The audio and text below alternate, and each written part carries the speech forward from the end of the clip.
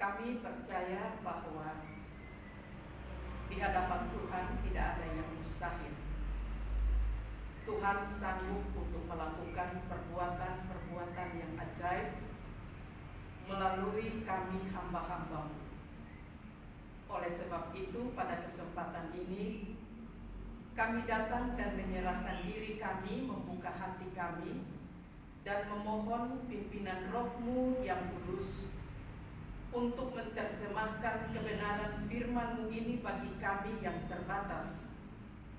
Dan Roh itu jugalah yang akan menolong kami untuk memahami dan memaknai kebenaran firman-Mu yang akan menjadi pegangan, menjadi pedoman bagi kami semua di dalam meresponi panggilan Tuhan. Berfirmanlah kepada kami, siap untuk menyambutnya di dalam nama Tuhan kami Yesus Kristus. Amin. Shalom. Shalom. Marilah kita bersama-sama membaca bagian firman Tuhan yang terambil dari 1 Raja-Raja pasalnya yang ke-17 ayat 1 hingga ayatnya yang ke-24.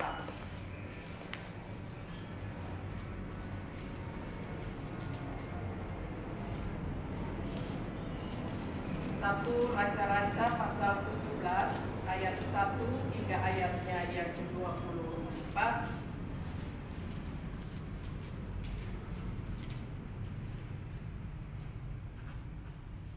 Kalau sudah menemukannya, saya membacakan perikopnya terlebih dahulu, yaitu Elia di tepi sungai Kerit, dan Bapak serta Ibu saudara-saudara sekalian membacakan ayat 2 silih berganti hingga ayatnya yang ke-24. Elia di tepi sungai Kerit.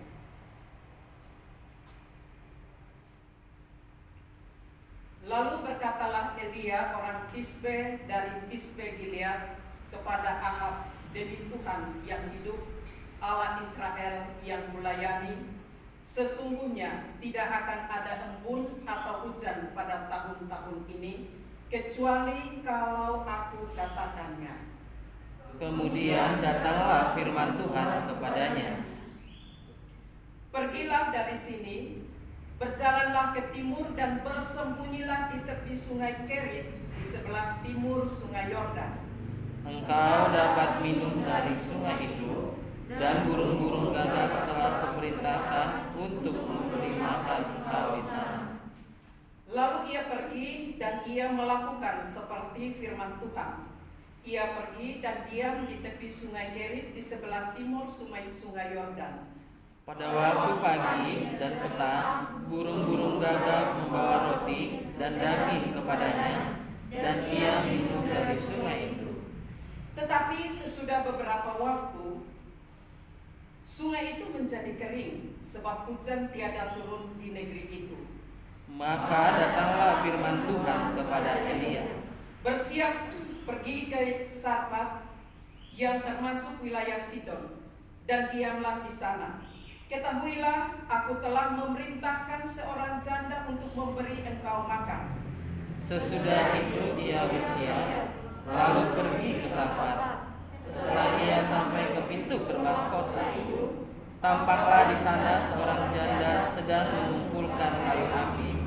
Ia berseru kepada perempuan itu, katanya, cobalah ambil bagiku sedikit air dalam kendi, supaya aku minum. Ketika perempuan itu pergi mengambilnya, ia berseru lagi, cobalah ambil juga bagiku sepotong roti. Perempuan itu menjawab, demi Tuhan Allah yang hidup, sesungguhnya tidak ada roti padaku sedikit pun, kecuali segenggam tepung dalam tempayan dan sedikit minyak dalam buli-buli. Dan sekarang aku sedang mengumpulkan 2-3 potong kayu api. Kemudian aku pulang dan mengolahnya bagiku dan bagi anakku. Dan setelah kami memakannya, kami akan mati. Tetapi Elia berkata kepadanya, janganlah takut, pulanglah, buatlah seperti yang kukatakan. Tetapi buatlah lebih dahulu bagiku sepotong roti bundar kecil daripadanya, dan bawalah kepadaku. kemudian barulah kau buat bagimu dan anakmu. Sebab beginilah firman Tuhan, Allah Israel, tepung dalam tempayan itu tidak akan habis, dan minyak dalam buli-buli itu pun tidak akan berkurang, sampai pada waktu Tuhan memberi hujan ke atas semua bumi. Lalu pergilah perempuan itu dan berbuat seperti yang dikatakan Elia. Maka perempuan itu dan dia serta anak perempuan itu mendapat makanan beberapa waktu lamanya. Tepung dalam tempayan itu tidak habis, dan minyak dalam buli-buli itu tidak berkurang, seperti firman Tuhan yang diucapkannya. Sesudah itu anak dari perempuan pemilik rumah itu jatuh sakit, dan sakitnya itu sangat keras sampai ia tidak ada nafasnya lagi. Kata perempuan itu kepada Elia, apakah maksudmu datang kemari, ya abdi Allah? Singgahlah engkau kepadaku untuk mengingatkan kesalahanku dan menyebabkan anakku mati. Kata Elia kepadanya, berikanlah anakmu itu kepadaku. Elia mengambilnya dari perempuan itu dan membawanya naik ke kamarnya di atas dan membaringkan anak itu di tempat tidurnya. Sesudah itu ia berseru kepada Tuhan, katanya, ya Tuhan Allahku, apakah engkau menimpakan kemalangan ini atas janda ini juga, yang menerima aku sebagai penumpang dengan membunuh anaknya? Lalu ia mengucurkan badannya di atas anak itu 3 kali dan berseru kepada Tuhan, katanya, ya Tuhan Allahku, pulangkanlah kiranya nyawa anak ini ke dalam tubuhnya. Tuhan mendengarkan permintaan Elia itu, dan nyawa anak itu pulang ke dalam tubuhnya, sehingga ia hidup kembali.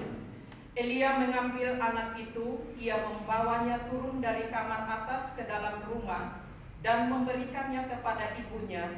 Kata Elia, ini anakmu, ia sudah hidup. Kemudian kata perempuan itu kepada Elia, sekarang aku tahu bahwa engkau abdi Allah, dan firman Tuhan yang ucapkan itu adalah benar. Demikian jauh pembacaan firman Tuhan bagi kita semua pada kesempatan pagi hari ini. Firman Tuhan berkata bahwa orang yang berbahagia adalah mereka yang membaca dan mau merenungkannya serta melakukan di dalam kehidupan sehari-hari. Sebelum saya menyampaikan firman Tuhan, saya minta kepada mahasiswa baru tolong tunjuk tangan. Baik, tolong tunjuk tangan dulu. Berapa kalian semua yang ada sekarang?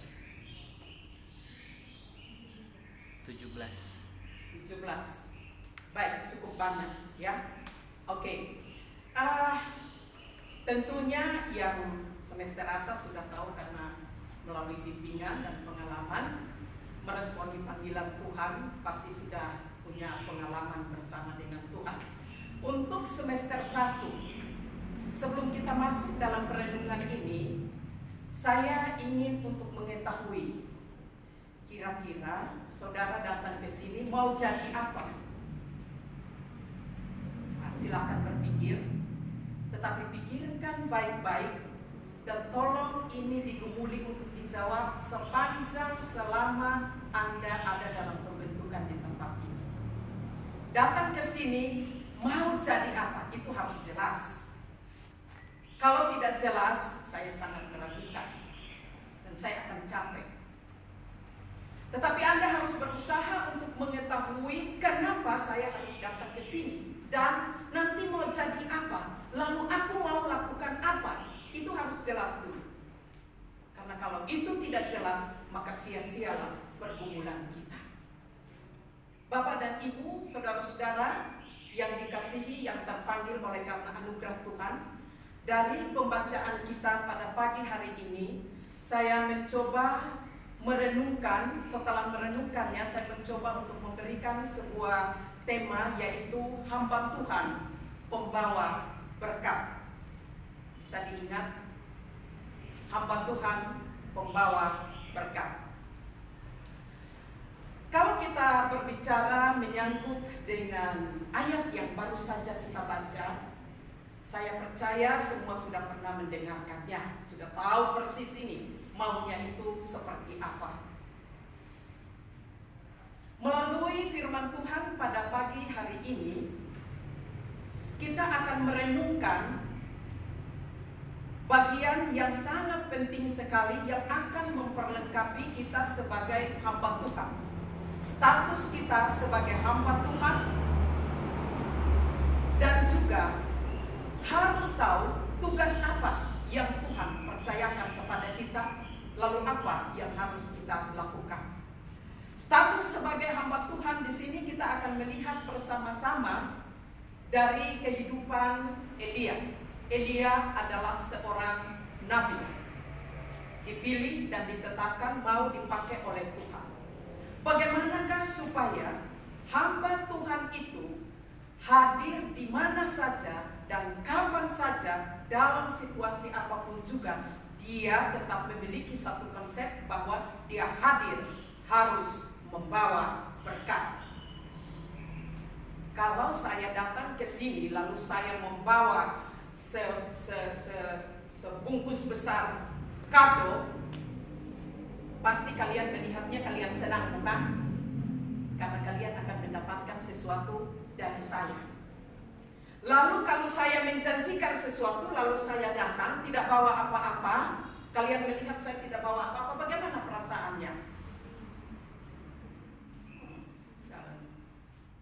Datang cuma begitu aja, bawa dirinya aja. Seperti itu, bukan?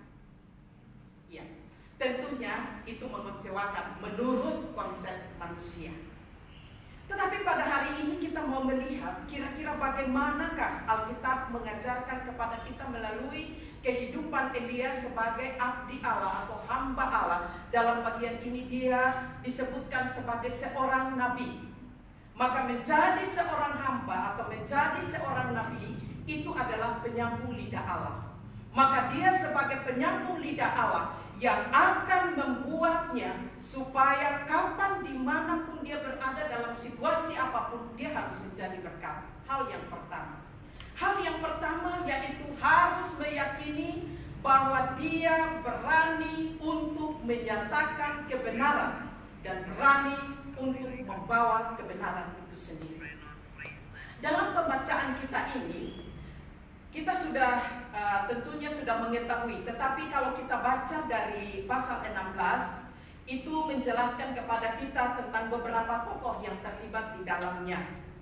Kita melihat bahwa Elia ini sebagai abdi Allah, sebagai penyambung lidah Allah. Sebagai penyambung lidah Allah, maka Tuhan memilih dia, menetapkan dia, mengkhususkan dia, dan mau memakai dia menjadi alat perpanjangan tangan, mata, mulut, dan seluruh eksistensinya Allah.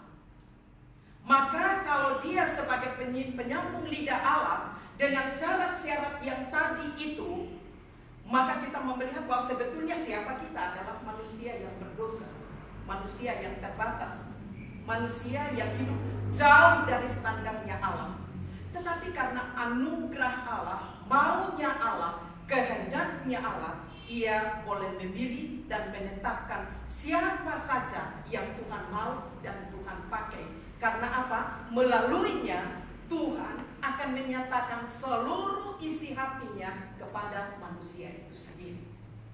Oleh karena itu, Bapak dan Ibu, kita melihat di sini bahwa ketika Elia dipilih dan ditetapkan oleh Allah untuk menjadi nabi pada masa pemerintahan Raja Ahab.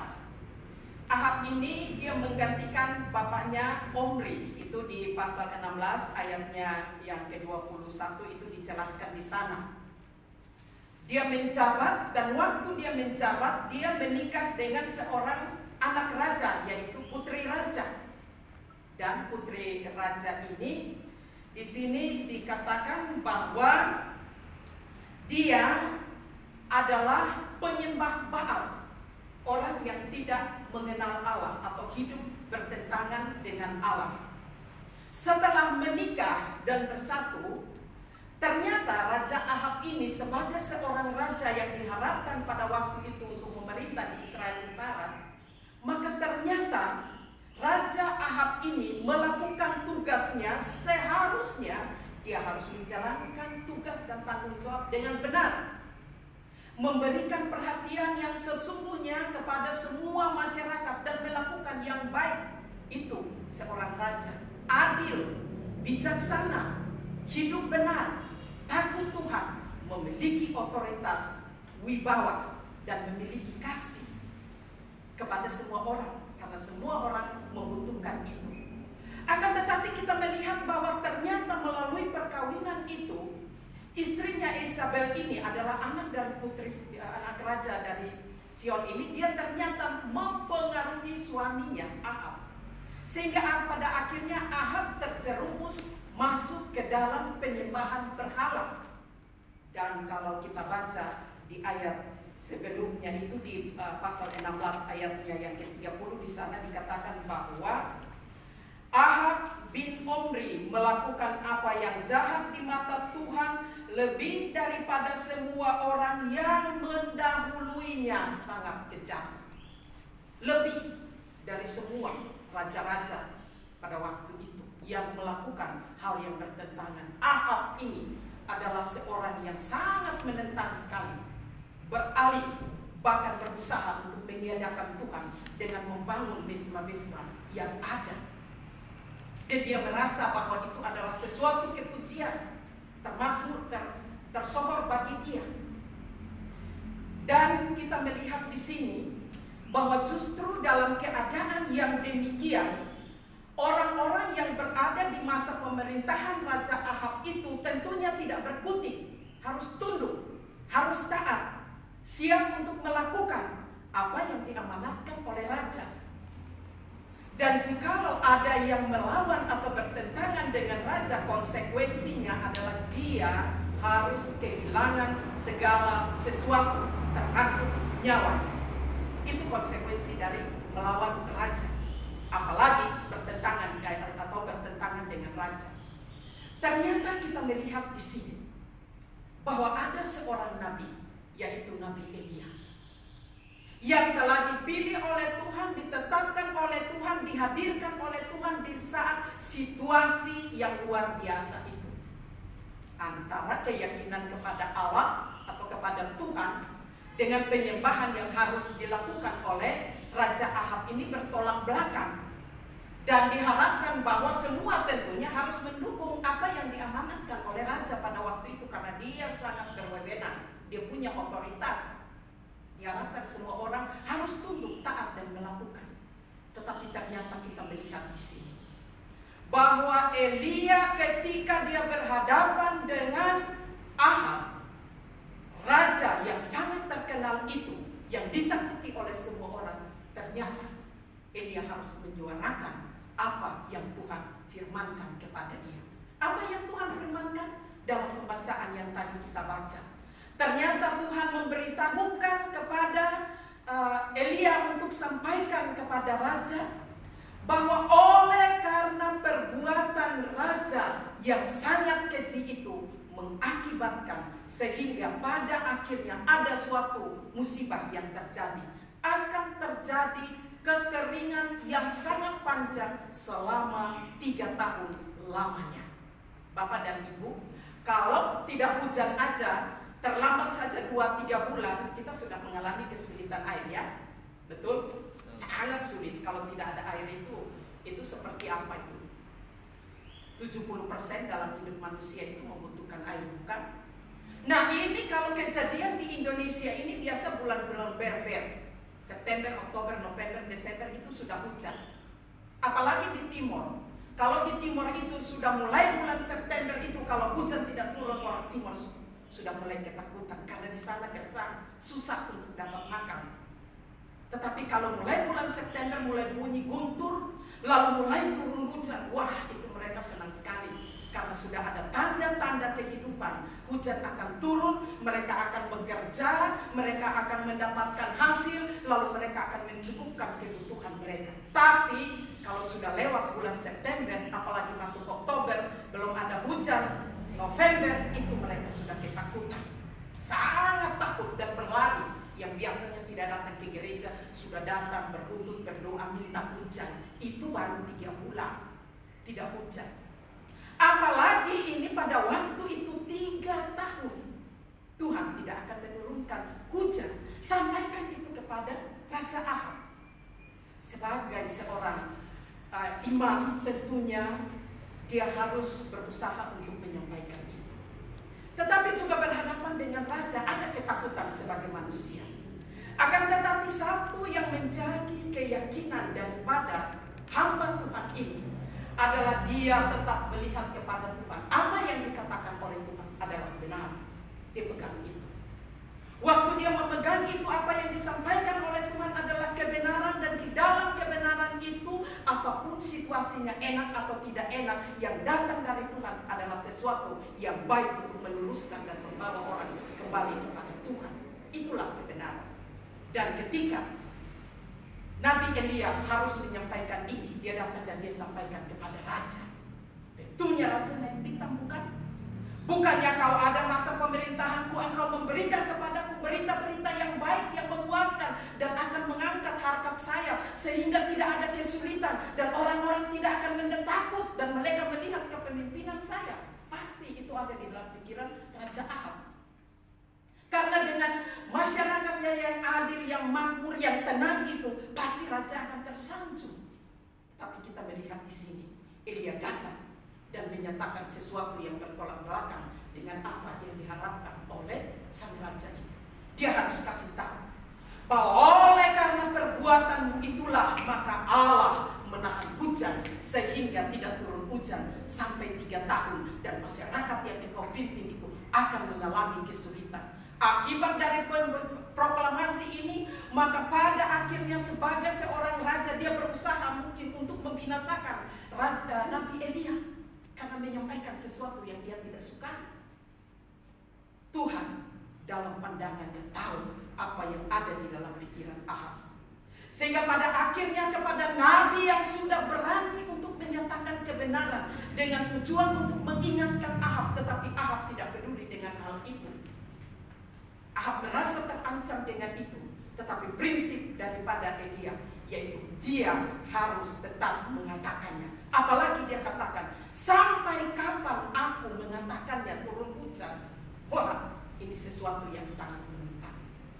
Tetapi Tuhan memberikan keberanian kepada Elia sehingga dia mampu dalam situasi yang sangat sukar dan sulit, dia berani untuk menyampaikan kebenaran itu kepada Raja Ahab. Saudara-saudara, kita pun demikian. Mau menjadi hamba Tuhan, syarat utamanya adalah takut akan Tuhan dan hidup di dalam kebenaran. Itulah sebabnya Anda dipanggil dari Sumatera, saya dari Timur, yang dulunya kita tidak saling kenal satu dengan lain, datang ketemu di sini. Dan waktu kita datang bertemu di sini, di lembaga ini kita dipersiapkan, mau diproses, mau dipersiapkan oleh Tuhan untuk kelak nanti kita boleh menjadi berkat bagi orang lain. Maka untuk menjadi berkat syarat utama hidup di dalam kebenaran. Maka untuk hidup di dalam kebenaran kita harus bergumul betul-betul dengan firman Tuhan. Sekali lagi, yang mau jadi hamba Tuhan betul-betul harus bergumul dengan firman Tuhan untuk mengerti, untuk mengetahui, untuk menyelidiki. Kata Pak Bernike, menafsir dengan benar, dengan tepat. Itulah tugas panggilan kita selama 4 tahun ada di sini. Jangan sia-siakan itu, karena waktu akan berlalu. 4 tahun Tuhan khususkan kita di tempat ini, mau jadi hamba Tuhan untuk bergumul. Bergumul melalui apa? Pengalaman hidup. Tinggal di asrama, mungkin ketemu teman yang tidak sekarakter, yang lebih dominan, yang akan belak-belakan, dan lain-lain sebagainya. Yang tidak mengenakan. Disinilah tempat untuk Anda diproses. Disinilah tempat diizinkan oleh Tuhan. Jadi jangan bilang, kayaknya susah banget hidup di asrama ini, begini-begini, nggak enak, nggak ada itu, nggak ada ini, nggak enak begini, nggak ada perhatian dan lain-lain. Lebih baik aku pulang. Kalau memang begitu, jangan paksakan diri. Berdoa dan tanyalah kepada Tuhan. Tuhan mau jadikan saya apa? Tunjukkanlah kepadaku, supaya aku tidak salah. Tetapi satu hal yang pasti bagi saya adalah bahwa semua orang yang telah dituntun dan dibawa datang ke tempat ini, itu ada di dalam rencana Tuhan. Maka kalau itu ada di dalam rencana Tuhan, mari serahkan diri untuk bergumul dengan kebenaran firman Tuhan, agar kebenaran itu membenarkan hidup kita. Dan kebenaran itu membenarkan hidup kita, kita tidak akan takut. Tampil di mana saja, kapan saja, dengan siapa saja kita siap. Karena kita sebagai penyambung lidah Allah. Amin. Harus pasti. Itu harus pasti. Kalau tidak, uji kembali diri. Yang kedua, supaya nanti kelak menjadi hamba Tuhan kapan dan dimanapun juga kita mau membawa berkat. Yang kedua adalah memiliki ketaatan. Memiliki ketaatan. Kalau kita melihat di pasalnya yang ke-17 tadi itu, di sana setelah dia diperhadapkan dengan Raja Ahab, masalah yang cukup rumit, maka hamba Tuhan ini dibawa lagi. Datang satu perintah dari Tuhan, Elia, engkau harus tinggalkan tempatmu, engkau pergi, bersembunyilah di Sungai Kerit, tinggallah di sana. Ya, ada beberapa yang menafsir mengatakan bahwa dia diperintahkan Tuhan untuk pergi ke sana, ada kemungkinan untuk menghindari apa yang akan dilakukan oleh Raja Ahab tadi terhadap apa yang disampaikan oleh Nabi Elia itu. Maka Tuhan memerintahkan kepada Elia untuk pergi ke Sungai Kerit. Maka Elia pergi ke sana. Waktu Elia datang ke sana, Tuhan tidak janjikan, bilang, Elia, nanti besok kamu pergi ke Sungai Kerit, di sana itu hanya yang ada sungai, tidak ada orang-orang di sana. Yang ada hanyalah sungai, satu sungai di masa kritis itu, dan kamu tinggal di situ. Mungkin menurut Elia berpikir, bilang, karena Tuhan yang suruh, mana dong Tuhan makanan yang saya harus bawa, bekalnya apa, pakaiannya apa, persediaanku selama ada di sana apa, kapan, berapa lama. Pasti sebagai manusia yang hidup dalam fenomena dengan kebutuhan yang begitu banyak dan mendesak, mau tidak mau, apalagi soal makan minum, dia akan berpikir tentang itu. Tetapi kita melihat hamba Tuhan yang satu ini, ketika Tuhan memerintahkan kepada dia, Alkitab tidak pernah mencatat di situ biar dia datang siapkan sepatu, dia datang bawa sendal, dia punya pakaian seperti ini, uang sakunya seperti ini, dan lain-lain sebagainya. No, tidak ada di dalam ini. Hanya berdasarkan ketaatan kepada Sang Pencipta, yaitu Tuhan yang menciptakan dia dan yang memilih dia untuk melakukan tugas yang mulia, yang taat. Taat itu berarti tunduk, taat itu berarti siap, taat itu berarti mau menerima apa saja keputusan dari yang berotoritas, dari pemimpin yang agung, dari setiap pemimpin yang hidup di dalam kebenaran. Ketaatan itu sangat dibutuhkan. Dan untuk yang namanya taat tidak mudah. Bapak dan Ibu, itu tidak mudah. Namun kita perlu untuk melihat bahwa demi untuk ketaatan, Elia rela untuk pergi.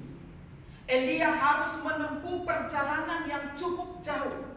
Dan dia harus berjalan ke sana.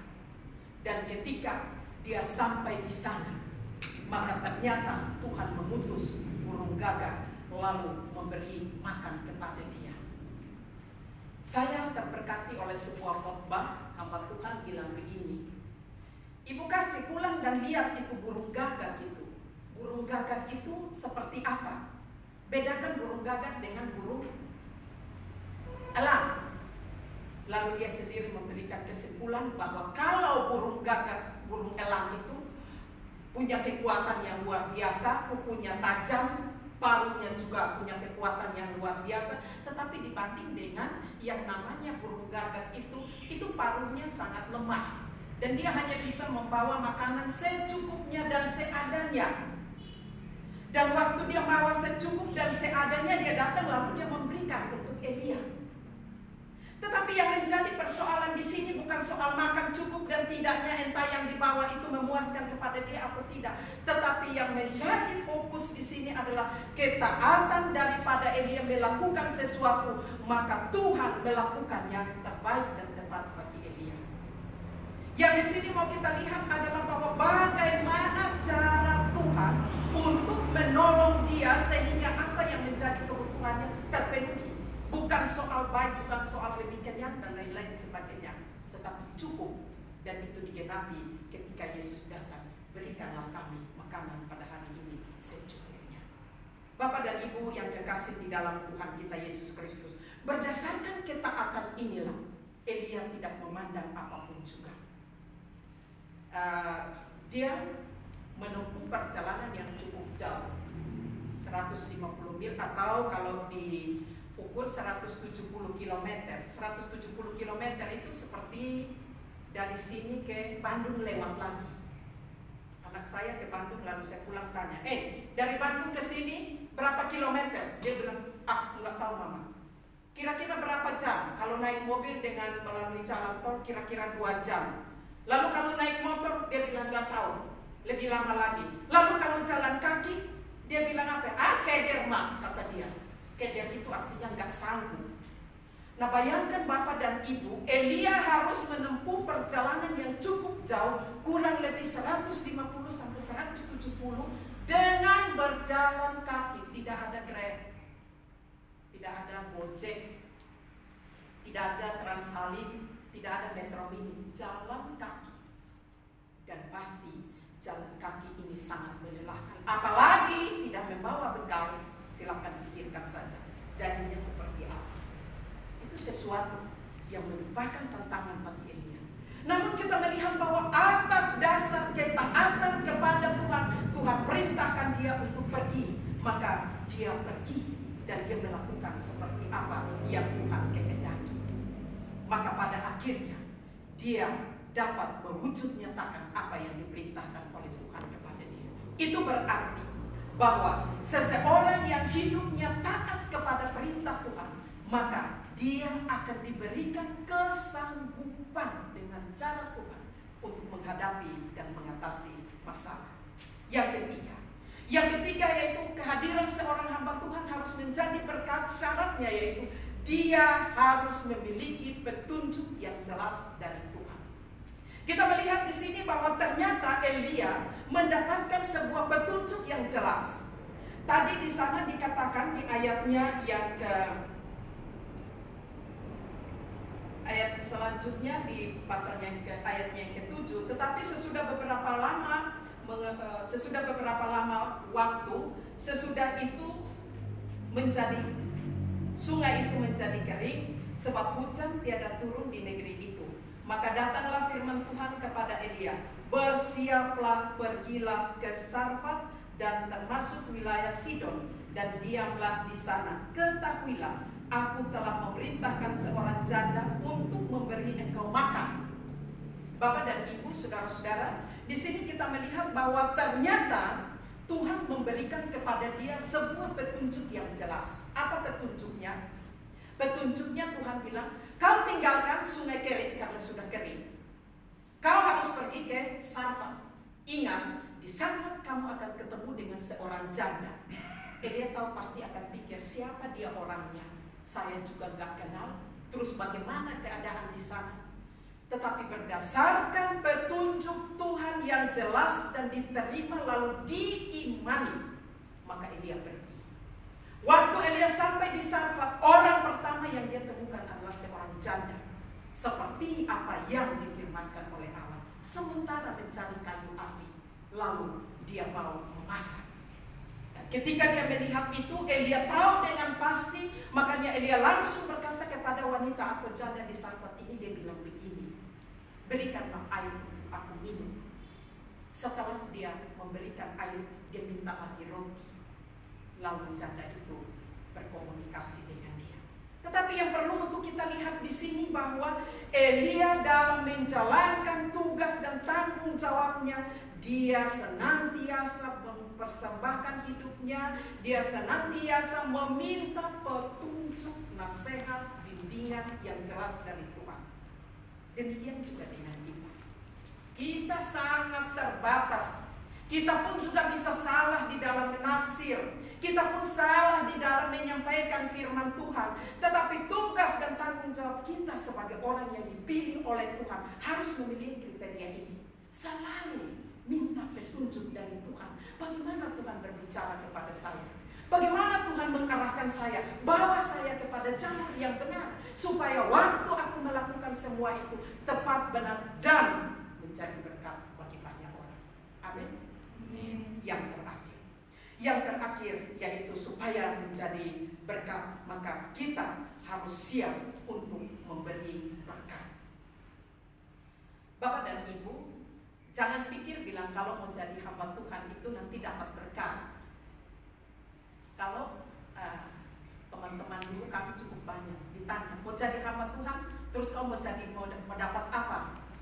Dia bilang, dia kalau jadi hamba Tuhan 1 kali khotbah bisa dapat 100.000. Zaman saya 100.000 itu udah sangat banyak. Ada yang bilang kalau jadi hamba Tuhan habis khotbah kita disalamin. Jadi hamba Tuhan kalau di kampung-kampung ada pesta, sebelum kasih ke orang kita dapat kepala babi terlebih dahulu.